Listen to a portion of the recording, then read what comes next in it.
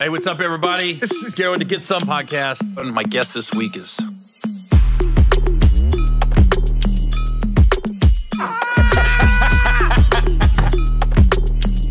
This motherfucker Gary.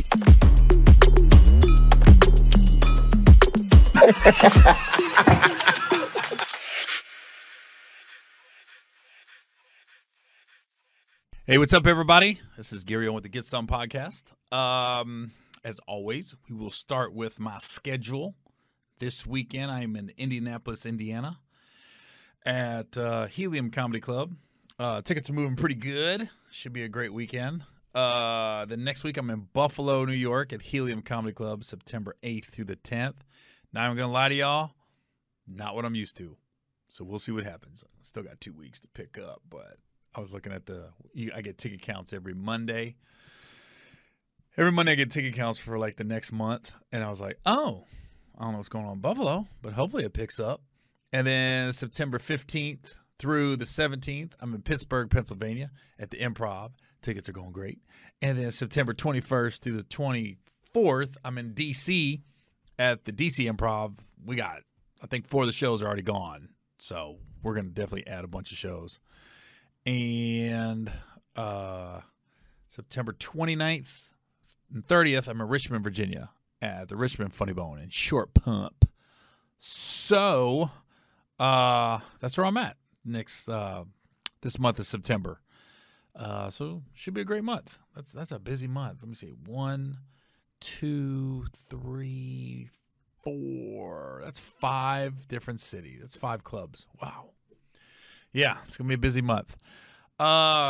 This past week, I told you I did Tiger Belly podcast last week, and then it aired this past week with Bobby Lee.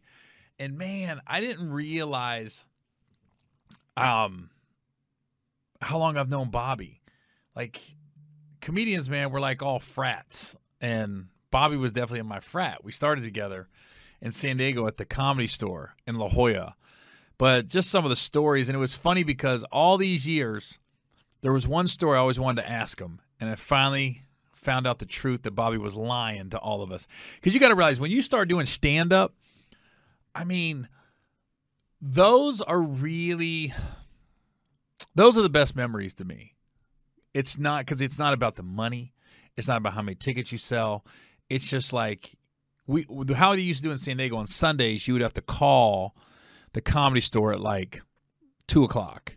And then at like 5 o'clock, you found out if you made the list for open mic night. And I'll never forget, like, when you get that phone call, when you call them back at 5 and they're like, you made the list, you're 9th to 10th. You're like, oh my God, butterflies start flowing. You start pacing around the room, start making phone calls to a couple of your boys. Hey, want to come to the Comedy Store tonight? Want to come to the Comedy Store tonight? And it sucks because when you don't make it, you feel like your whole world just crushed. You're like, why did I make it? But you got to realize everybody's trying to get on open mic night. And Bobby was one of those people that when I first started doing stand-up, he was always there, and he always wore these overalls with no shirt, and his hair stood straight up. And he was just different. He's the same dude he is now. He was just younger and trying to find his way. Because it was funny because when you go open mic with people and then you start doing these one-nighters around San Diego, everybody's doing the same material, basically. Everybody's got like 5-10 minutes tops. So you know what they're going to say. And then when somebody does a new joke, you're like, holy shit. Where'd you think of that? How'd you write that? So Bobby was the first one of my group that got to L.A. first, got quote-unquote a break, because Paulie Shore came down to the Comedy Store in La Jolla late 90s, and I think Bobby got to open up for him. And then Mitzi, Bobby's mom, who used to run and own the Comedy Store, she asked Bobby to come to Vegas to open up for Paulie. And I guess we thought it was just Bobby and Paulie. Now that I did Tiger Belly, I found out it was a couple other comics on it too. But after that show is when Mitzi asked Bobby to come up, be a paid regular in L.A., and that was a big deal back in the day. If you ever go to the Comedy Store in L.A. and you see the wall, you got to be a paid regular to have your name on the wall. Mine's not up there. I've never become a paid regular. That's a whole nother story. If you want to know that story, go to Tiger Belly, and I tell the whole story. But Bobby told I remember we was all waiting on pins and needles for Bobby to get back from Vegas. And we were like, I think he was there for Friday and Saturday. So Sunday is open mic night again. And of course, Bobby came in. I remember he walked into the Comedy Store and it was a different aura about him. We was all looking at him like, dang, almost like The Last Dragon. when Bruce Lee had the gold around him, and then you see him glow. It was one of those things. And we used to go to Denny's in Pacific Beach and write jokes and just bullshit, just talk, a bunch of comics. And I remember we was all just waiting, like, Bobby, tell us what Vegas was like. Tell us like being in front of all them people at a theater, because everybody in our group, we've never performed to more than like 50 people probably. And I remember Bobby just telling us this wild story, and then he told me he lied. He told us a story that he went to Vegas. They went to an after party. Everybody was there. And in my mind, I got the whole theater leaving and going into some ballroom, and everybody's just there mingling, and they're all kissing your ass. You're so funny. You're so great. That's how I pictured an after party after a comedy show, like of that magnitude, because late 90s, I mean, Paulie was huge. And so I got this thing like all these girls are coming up, agents are coming up, movie producers coming up, just handing Bobby their cards, like, call me, we're about to put you in this, call me. And so Bobby tells this outrageous story of how he picked up these two girls. They came back to his room. They're messing around. They tie Bobby up on the bed and rob him. And then he's just stuck there, like he's tied up to the bed, and feet and arms tied up. And the maids had to come in the next morning, and that's when they untied him and let him go. And I've held on to that story 20-some years. And I finally asked him, and he finally's honest with me. Because I think I might have asked him in the past, but I hadn't talked to Bobby in 10 years before I did Tiger Belly. And he finally told me the truth. Complete lie. The whole story was a complete lie. He said some waitresses came from the Comedy Store, and they put their stuff in his room, and something ended up missing. Other people came into the room, and shit was missing. And Bobby just kind of took that and turned that into, I got robbed and tied up by a couple chicks.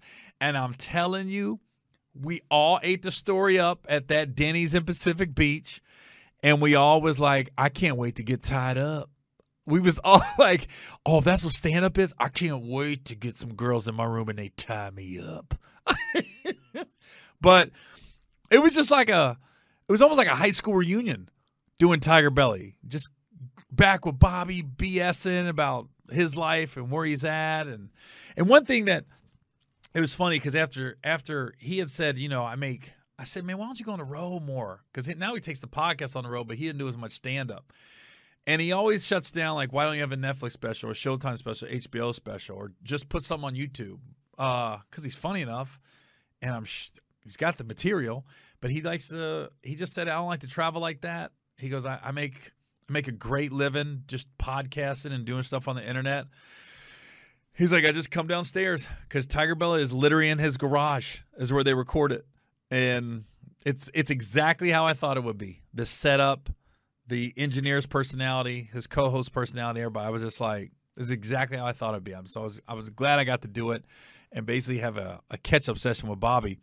But it got me thinking after I left there, when I was talking to him about why doesn't he go on the road more, and he said, I do great doing podcasts.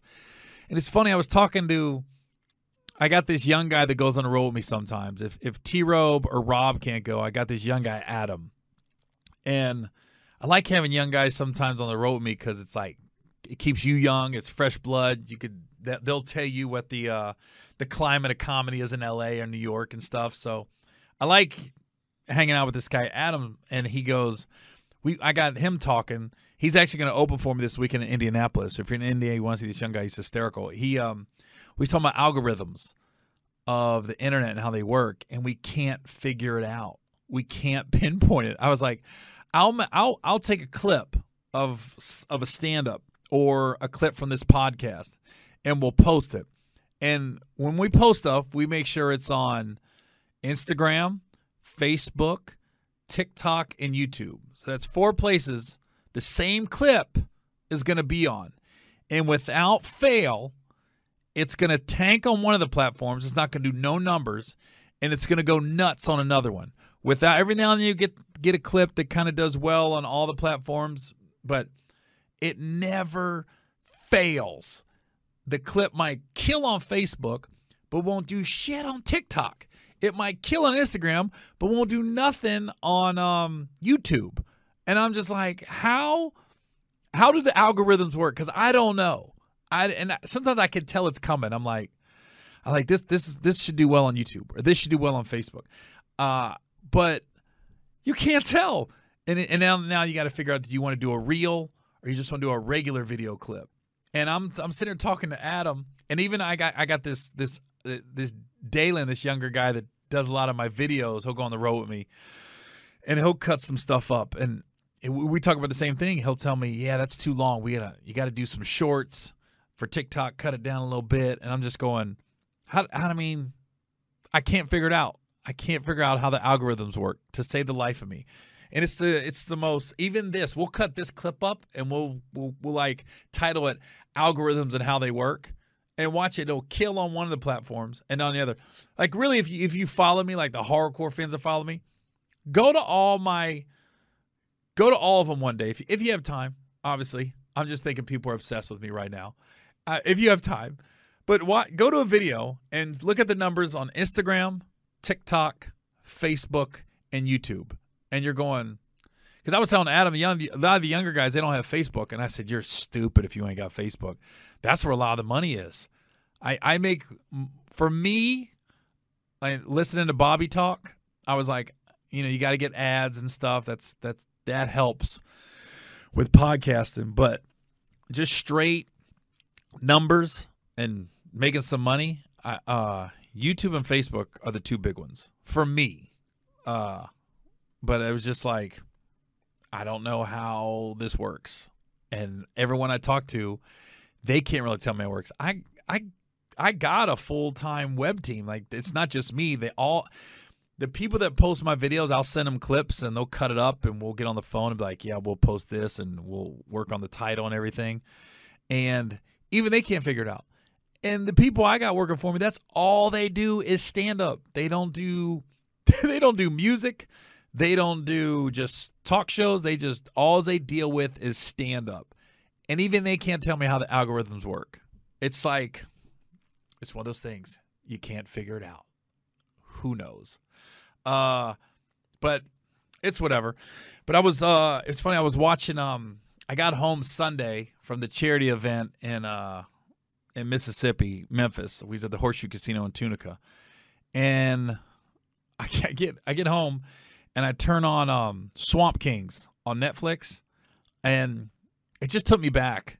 I was like, man, you don't realize it was really good. If you ain't seen it yet, I will watch Swamp Kings on Netflix. But the only thing about it, nobody really talked about Aaron Hernandez. Really wanted to hear what the guys thought about him. And, of course, they had Tebow on, but didn't have the Pouncey brothers on. They're great sound bites every time they talk. And Percy Harvin wasn't on it. I was like, all the quote-unquote controversial guys, really controversial guys, they didn't have on. And I was like, they dove into how Urban Meyer turned University of Florida around, how Tebow kind of saved his career, but they didn't really get in like I thought they would. And I was like, but it was good because I'm a football fan. But it brought me back to, I remember before that, like, this is probably 2000. I go to Florida for like, I don't think it wasn't Gator Growl. It was like in the spring, because there was a lot of NFL guys there getting ready for the combine. Or they had already did the combine. They were waiting to get drafted. They were working out. Or what did they get? Anyways, it's probably February, March, somewhere around there. But I remember Fred Taylor was down there, and he had all the gold fronts. And Javon Curse was there. He just got done his rookie year. He was, everybody loved Javon Curse. But then Plaxico Burress was there. And, people know Plaxico for the Steelers, the Giants, and then the gun incident. But I just remember Plaxico came up to me, and I just got done with the show. We're at some after party. And he goes, yo, G, what's up, man? I'm Plaxico. I said, what's up? And he was like, yeah, I play for Michigan State, man. I'm about to get drafted. I said, oh, okay. He goes, hey, man, I'm having trouble meeting any of these girls, man. Hook me up. I was like, got you. So then a couple girls walked by. I said, girls, come over here. I said, this is my friend Plaxico. And I just remember one of the girls like, what kind of name is that? I was like, it's Arabic for big black motherfucker. Why is it 45 minutes later, Plaxico's still talking to those girls? I was like, boom. That's how we became friends. Because of that trip to Florida, that's how I became friends with Javon Curse. That's how I became friends with Plaxico Burress. And here's an embarrassing story about Javon Curse. And it just brought this back watching Swamp Kings about this one trip I took to Florida in 2000, how I became really good friends with Plaxico and really good friends with Javon Curse after that. But I remember Javon, right after that, the next year, that's when the Titans and the Bengals were in the same division. And Javon was coming in town, and my Aunt Doris, God love her. She's great. She means the best, but sometimes she'll say things. She wants how can I put this? 90% of the time Doris comes through, but it's at 10% she doesn't, and she never can just like say, I just can't do it. Doris will go to the ends of the earth to prove she can do it, even when she can't. And this is one of the times she just couldn't do it, and she told me she did, and it's hysterical because Javon comes in town to Cincy. I'm not living in Cincy at the time. I fly in to go to the Titans-Bengals game, and I got my buddy's girlfriend with me, and Javon is supposed to go to dinner with us on Saturday before the game. And then he called me. He goes, yo, meetings are running late. I'm not going to be able to make it to dinner. And if you've ever been to Cincinnati, there's a restaurant called the Montgomery and Boathouse. And they got amazing ribs.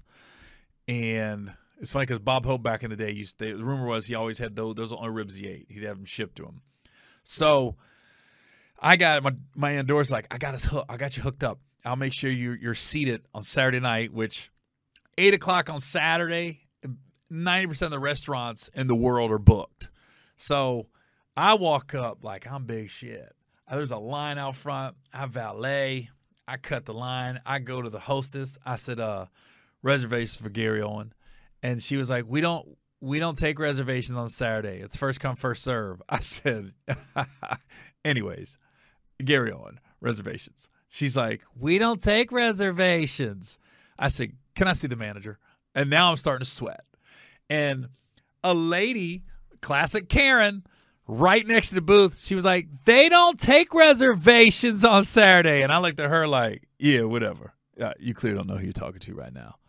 Anyways, where's the manager? Manager walks up. The guy goes, who are you? And I was like, oh, shit.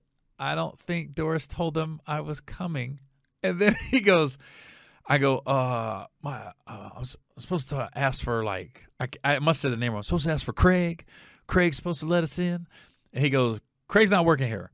And then he was like, who are you? I was like, my Aunt Doris. She was supposed to call. My name's Gary Owen. He goes, yeah, we don't even take VVIPs on Saturday. And I was like, oh, snap. You don't take very, very important people? Not just very. They don't take VIP people on Saturday at the Montgomery and in Cincinnati. And I was like, oh, shit. So now it just hit me. I'm not going to get seated. And it's an hour and a half wait. And I just remember, long story short, we ended up at Frisch's, me, my buddy, and his girlfriend. And they bagged on me to no end. Food was good, by the way, at Frisch's that night. But I just remember I called Doris, and like she made it. I said, Doris, what happened? She goes, you weren't supposed to stay in front of everybody. You're supposed to pull somebody to the side. And I go, who cares about that? And I think she was almost like, it wasn't Craig, it was Treg. It was like I was off by one letter on the name. And I go, come on, Doris. I go, it didn't happen. And I just remember, I'm so glad Javon wasn't with us that night, because I can't imagine walking in there with arguably at that time one of the most popular defensive players in the National Football League. Like, I got hooked up, and I didn't, and I got turned away. It was kind of embarrassing. I ain't gonna lie, but food was good that night, and I just remember the Karen they don't take reservations on Saturday. I think I put my hand up. I was like, anyways. And I think I pointed at the list like, yeah, Gary Owen's on there somewhere. Gary Owen. And, yeah, it wasn't on there. So I was kind of embarrassed. But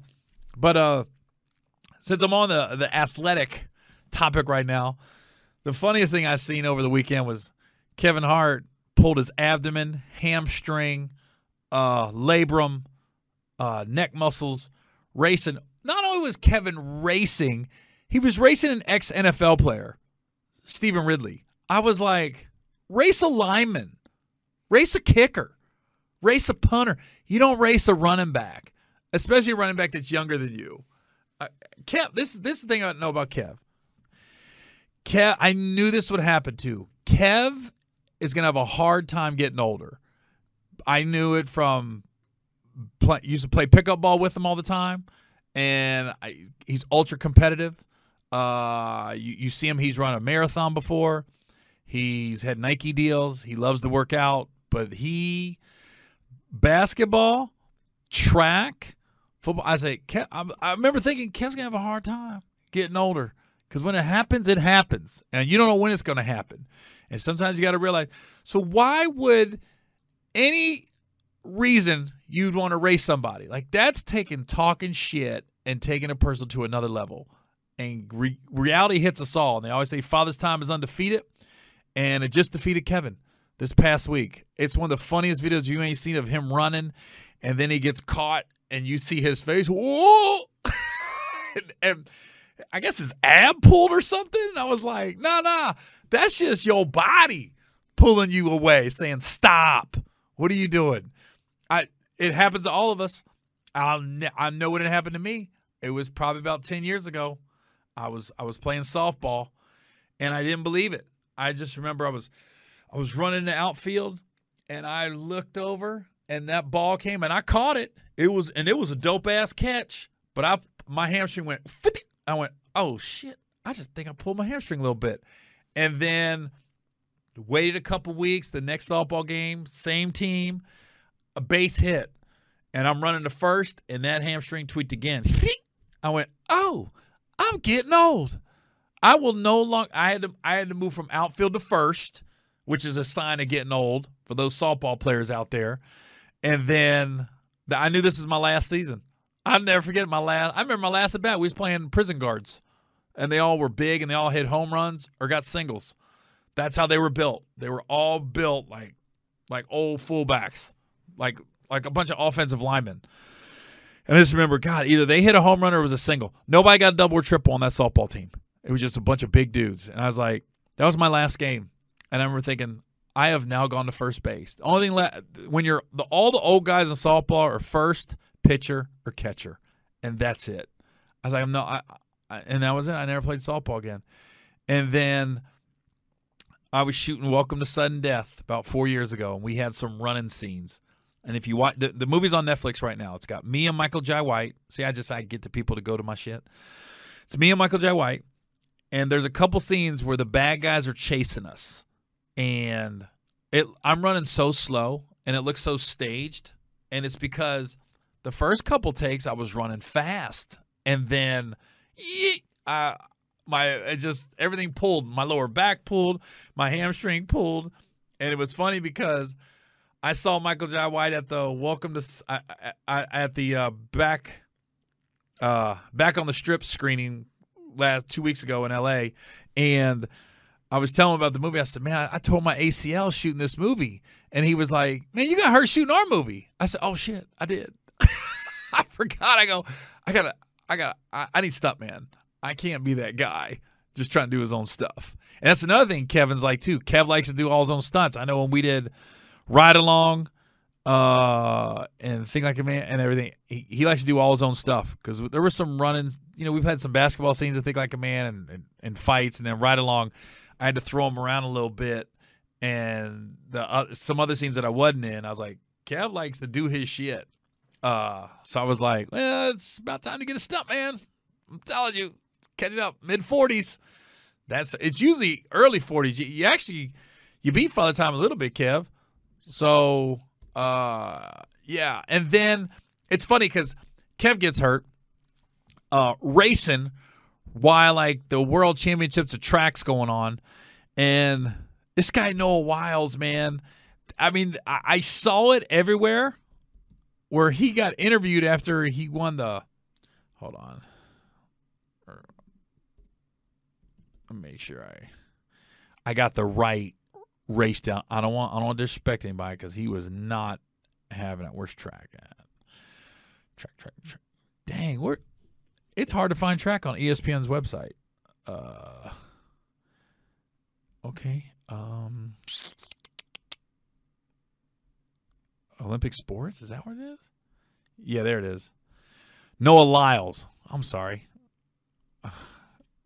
Yeah, Noah Lyles. He got interviewed. So he became the first man since Usain Bolt to complete a triple at Worlds with wins in the 100, 200, and 4x100 meter races. World Championships in Budapest, Hungary last week. So this guy Noah Lyles, he goes, you know what bothers me? It bothers me when they call NBA guys world champions. He goes, world champions of what? The United States? And I knew when he said it, you could hear a couple chuckles in the room with the reporters, and that lit a fire under him, and he just wouldn't let it go. And technically, yeah, he's correct when you say world champion, but really, I think what the thing about it was, it's your moment. You're the world champion. You're the fastest man on the planet, which is like, track is great. To win the 400 hurdles, high jump, long jump was great. But like in boxing, you the heavyweight champ, you the top dog. Nothing wrong with middleweight, light heavyweight, straw weight, welterweight. But you the heavyweight champ, you're the top dog. The 100 is the race. I mean, the 200 is great. The relays are great. But you win that 100, that's the race everybody's looking at when the Olympics, when they come around. And to win that race, the World Championships, and to take your moment and be like, you know what bothers me? The NBA. That's what they ain't world champs. And as we've seen in the Olympics, you can put a bunch of NBA ball players together and play other teams, and they could lose. And and like the Major League Baseball, they got the World Series. NFL is just, they're just NFL champs. But I just thought it was so odd. Like, that's what bothers you? All the shit in the world going on? But what I really think it is, and this is just an outsider, what I really think it is he's like, wait a minute, I am the best in my sport. I eat right, I train right, I bust my ass, and nobody knows me. And it's probably like, I don't get stopped. I don't get preferential treatment in a lot of places. And he's like, I'm a world champ. I am the best at what I do, but I'm not getting the quote-unquote love back in the States. And I'm like, that's the only thing I can come up with, or even in the world. Really, I don't know how track athletes are treated in other countries. I just know in the United States, they could walk by. I remember the first time I saw Maurice Green, I couldn't realize how short he was. And I didn't know who it was. And then somebody would tell me, that's Maurice Green. I go, shut up. And I was just like, oh. And I was just, they don't get stopped. And I've seen track people out. I've been to charity events, and we played in charity basketball games with track athletes, and nobody really knows who they are like that. Because really, you only know track guys once every 4 years. We would have never really known about Noah Lyles if he didn't make these comments. So in that essence, it's worked. But I think that's what really was bothering him, was like, I put in all this work, but I'm not getting the admiration that these NBA guys are getting. But I am the world champion. I win against everybody else in all these other countries. And that's the only thing I can come up with, because I was like, that was such a weird thing for him to say at that moment. But it got everybody talking, got everybody looking at him. So it was so odd to me. I didn't understand it, honestly. But it was funny because getting back to Bobby Lee, I got no segues here, but I was thinking about when I said the best stories are when you're struggling. But me and Bobby was sharing stories off camera that it was just like, comedians, man, we got so many stories of behind the scenes, and there's some I couldn't share in the past, just because I was married, and I was like, I'm not supposed to be out. Sometimes, sometimes I would go to clubs and I would be asking for forgiveness instead of permission, and then you're hoping you don't get caught going out. But now the divorce is fine, I can talk about whatever. But I remember. It's funny, I'm going to Indianapolis this weekend, and I remember the last time, not last time, but it was probably 2016. I went to Indianapolis. I was at a theater, and I'll never forget this night. My show was over, and we was looking to watch the Xavier game. The NCAA tournament was on, and me and my opener and my road manager at the time, we went to this place. It was called Tequila. What the heck is this place called? Tequila Lou's. I'm gonna look it up real quick. I'm gonna see if I can remember. Indianapolis. This is actually a great story. Annapolis. Let's see, nightclub. Indianapolis nightclub. I think it was called Tequila something. Tequila Lou's. Tequila? Not Club Tequila. That wasn't it. I can't remember the name of it. Tealu's? If I Google clubs in Indy. I'm sure it's closed down now. This is 2016. That was 7 years ago. Indian. God, I can't spell. I swear I can't spell for shit. Let's put nightclubs. Downtown.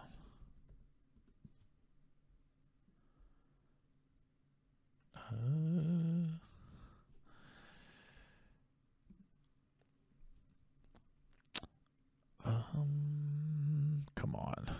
Blue. Nope. Not Healthy, not Rebel. Dang. I only want to share this story because people that have been there, I want them to be like, oh, yeah, I remember that place. I wonder if I put the year. Will that help?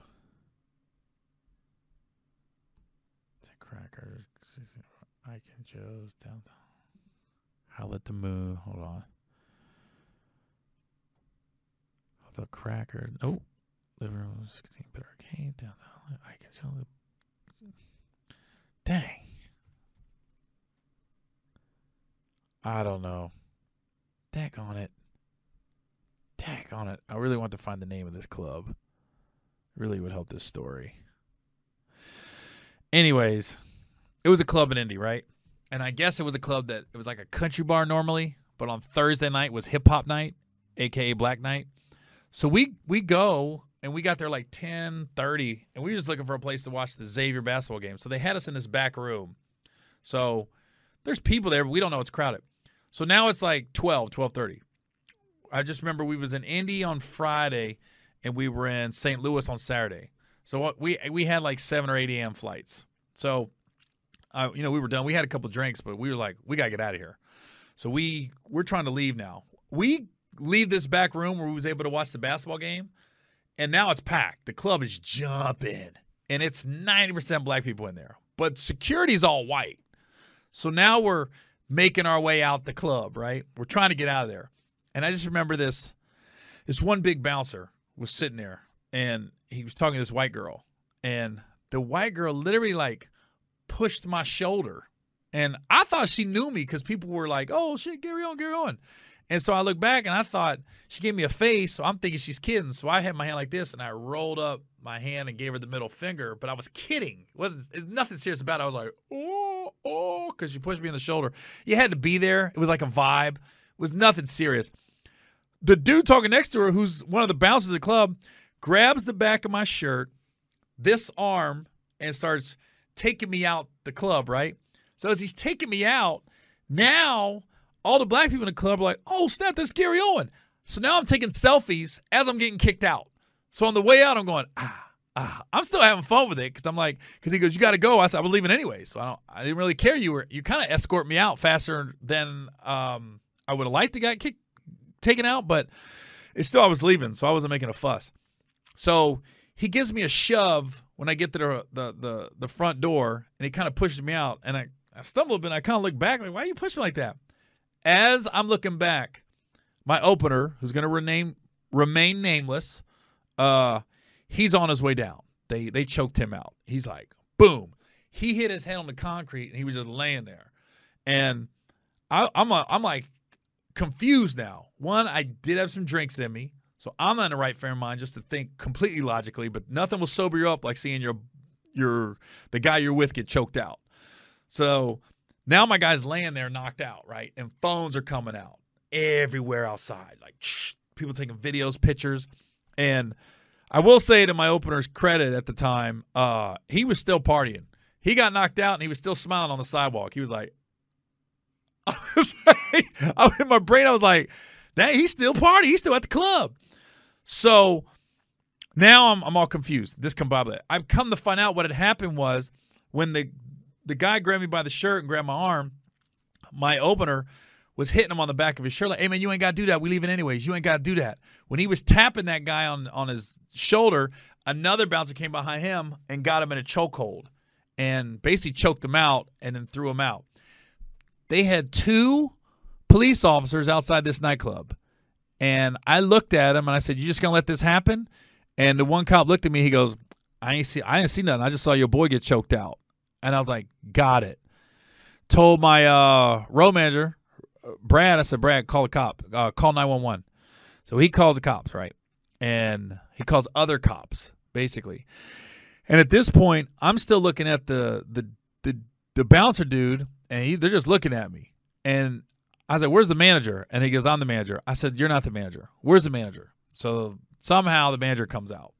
And me waiting on the manager, now I'm going around to everyone taking videos and pictures, and I'm going, hey, I'll take a picture with you.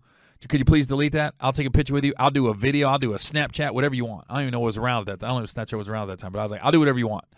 And so now I'm watching people delete the videos, and no videos ever got released of this, and no pictures got released. And now I'm taking pictures, doing videos, and my guy had come too, but he's just still kind of groggy. And then my opener was acting normal. He didn't remember what happened. He got in line to go back in the club. That's how out of it he was. And now the manager, we go across the street, right? And I'm talking to him, and I said, dude, we're not like this. If you want us to leave, we'll leave. But this is uncalled for. I said, we don't get in fights. We don't get in arguments. I don't roll like that. I said, if somebody goes off on me, I'm dipping, regardless. I ain't that dude. I got to prove myself. I'm out. I know how shit can go left fast. I've seen it. It just happened. But my opener just got choked out. And he was like, yeah, but that girl said you hit her. I said, what? I said, I know you got cameras in the club. I was like, so why don't you pull the cameras, and then we'll see if I hit her. I said, I've never hit a dude in my life, let alone a girl. And then he said, well, my security said you hit her. I said, dude, your security's lying. I didn't hit nobody. I was leaving. The girl pushed me in the shoulder. I thought we was kidding around, and I gave her the middle finger in a fun way. Like I rolled up and rolled it down. And then he just was like, I'm kicking you out. And he said, well, that guy's been working for me for like 10 years. I believe his word. I said, well, just explain this to me then. If I hit the girl, why is the black guy choked out? Because my opener was choked out. And he was like, he's kind of looked at me. He goes, you guys want to come back in? I said, no, we don't want to come back in. And then the cops came. So the cops show up, and now they're talking to the other cops because they're all Indianapolis police officers. And the cop's like, we got this. I go, no, I'm sorry. I tried to talk to you, and your quote, I'm quoting you, I didn't see nothing. I saw your boy get choked out. So I don't want to talk to you. I'm going to talk to him. And these other 2 cops was real cool. So that when you call 911, they automatically bring an ambulance. So now my opener gets put in the back of the ambulance. I talk to the cops. I give him a statement. I said, I'm kind of off the record here. I don't want to be on the record and blah, blah, blah. I said, because I told him, I said, I'm married. I ain't supposed to be out right now. I don't want this going out. and social media and everything else. So basically what happened was the cops took the statement. I called my guy Amp Harris. If you're in Indianapolis, you know Amp. Amp's the guy in Indianapolis. So I call Amp the next morning. I tell him the whole story. He calls like the Chamber of Commerce. He calls all these people. All of a sudden, now the owner's calling me. The owner, I don't even know if lives in Indianapolis, of this building. And he was like, we're very sorry what happened. You know, I said, I ain't gone to social media and I ain't made a post, even though I don't think I was going to, because I was married. And I was like, I didn't want to deal with my ex talking about, what, you was at a club, didn't tell me? Because even when my opener got loaded in the ambulance, I told my roadman, I said, yo, go with him. I'm going back to the hotel. I can't be here right now. So I went back to the hotel. And I remember when I saw everybody at the airport next morning, they was calling me. My roadman just called me from the hospital. Like, he's good. He's good. They checked him out for concussion. He just got a small concussion, but they don't think there's no bleeding on the brain or nothing like that. Because you got to be careful your head hits the concrete like that, because his head bounced like, ba-donk. So, you know, we're at the airport the next day talking about it. And then I get to St. Louis, and that's when I got a hold of Amp. And he's telling me, he said, yo, that particular club, they don't like black people. They just like black people's money. And that's why they basically, quote unquote, tolerate that night on Thursday, because they make so much money. And I look back, that makes sense, because it was kind of a country bar vibe. It was all white security, all white bouncers, but it was all black people that night. And I was like, that's interesting. So what ended up happening was, I don't know, because I've let this guy go and I haven't talked to this dude in like 5-6 years. But what I remember, I think he told me, was he ended up getting a lawyer pro bono. So we didn't have to pay the lawyer, but the lawyer took like 30% of the settlement, 35% of the settlement. And I know he got broke off a nice chunk of change. But the owner of the building called me the next day when Amp got a hold of him and threatened to make a post, and they don't need another racial incident at this club. And that's when the guy was like, look, we heard what happened. We're sorry. We fired that bouncer. We let him go. We're letting go of the other bouncer that kicked you out. And whether they did or not, I don't know. But I remember he said that. And I just remember I never saw anything on the internet about it. I never saw anybody post anything about it. And I was just like, what are the chances? A guy gets choked out and nobody ever found out about it. And I probably took 15 selfies and did videos on people's phones so they delete it to make sure it didn't get released. And I, you know, my ex never found out. I told her later on, years later, I told her what happened. But that night I was just like, I didn't say nothing, because I was just like, even though I didn't do anything wrong, I remember thinking, I just didn't want to deal with the whole, you was at a club, that's why you shouldn't go out, and all this stuff. I just didn't want to get, quote unquote, scolded. So I was just like, I just ain't gonna say shit. And I never did. So it was just one of them stories. Like, me and Bob Lee was talking. I go, God, we got so many road stories, and some we can share and some we can't. That's one I can share now. But it was just like, it just brought me back to when Tiger Belly, all the stuff we used to do. Because I remember telling Bob, man, you hooked me up with some girl you went to high school with. He was like, did you get laid? I go, I think so. I don't even remember. It was so long ago. I just remember having drinks with this girl at a bar after the show one night. But yeah, it was just like, I don't know. It was cool going back to Bobby and reminiscing. And then it reminded me, now I'm going to Indianapolis. It reminded me of that story. If you was going to ask me one story about Indianapolis, it'd be that one. And then I remember when I was in the Navy, another short Indianapolis story. When I was in the Navy, I remember they had this thing where you could go home and work for the recruiter for 2 weeks. And usually when you're in the Navy, you can go home and work for the recruiter for 2 weeks, and it doesn't count against leave time. Because I think we got 14 days of leave when I was in the Navy, where you could just take off. And that's when a lot of times when guys go home, they're going for a week around the holidays and then a week in the summer. Break it up. Some guys take 2 weeks leave at a time. But you get 14 days of paid leave when you're in the Navy. But you can go home for 2 weeks and work for your recruiter, and then it doesn't count against your leave. And so I did that one time to Cincinnati, and I've done it before. I did it like 3 times when I was in the Navy, and every time you go to a couple high schools, you talk, and that's pretty much it. And the recruiters kind of let you do whatever. They know what it is. You're there just to talk to guys, but you don't really work a lot. You don't do much. But I remember this one time I went home, and these damn recruiters were new, and they worked my ass off for the 2 weeks. I remember thinking, God. And I remember it was the last day, and I was like, all right, it was a Friday. Thursday I went out, and I was hungover, and I showed up, and they said, yeah, you got to drive this guy to Indianapolis.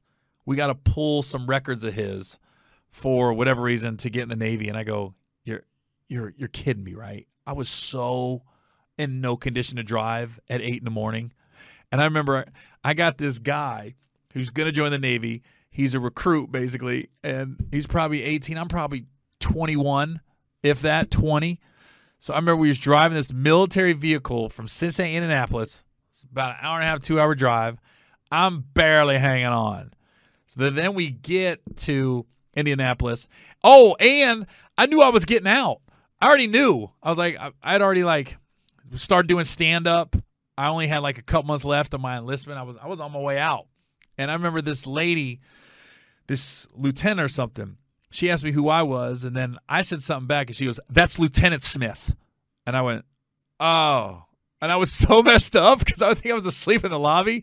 I just kind of looked at her, and I go, oh. And she goes, you addressed me as Lieutenant Smith. I said, oh, Lieutenant Smith.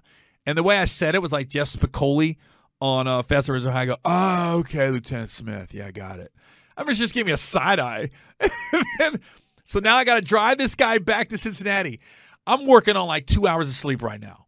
Hungover, and we stopped at Wendy's. And I remember I ate the burger in my uniform, the fries, and I started to fall asleep at the wheel. And the guy goes, yo, yo, yo! And I go, oh. I go, sorry, man. I go, you want to drive? He goes, I don't think I'm allowed. I go, no, you're good. I think that's why I went to Indy, because he didn't have a driver's license. He had to get some kind of ID. I let this guy drive all the way back to Cincinnati because I was falling asleep. I said, you're good. You know how to drive, right? He goes, yeah. I go, you're good. He just got and drove me back. And we stopped a half a mile before the recruiting station, and we switched seats. So then I pulled back in. And then I remember I got back in, and they did, I think, let me off around 2 or 3 o'clock when we got back. But I was just I was so hungover. Shouldn't have been driving. And the lieutenant went off on me. Got to Wendy's. Passed out at the wheel. Thank God that guy was in the car. I wonder what happened to that guy. I wonder if he knows who I am. But kind of embarrassing story. But if you're going to ask me about Indianapolis, those are 2 stories. My Uber getting choked out and me falling asleep driving this recruit back to the recruiting office so he could get his paperwork from Indianapolis after drinking all night and partying. So, yeah, those are my Indianapolis stories. So I can't wait to get back. All right. I'll have new Indianapolis stories hopefully next week. All right, y'all. I'll talk to you later. This is Gary Owen with the Get Some Podcast.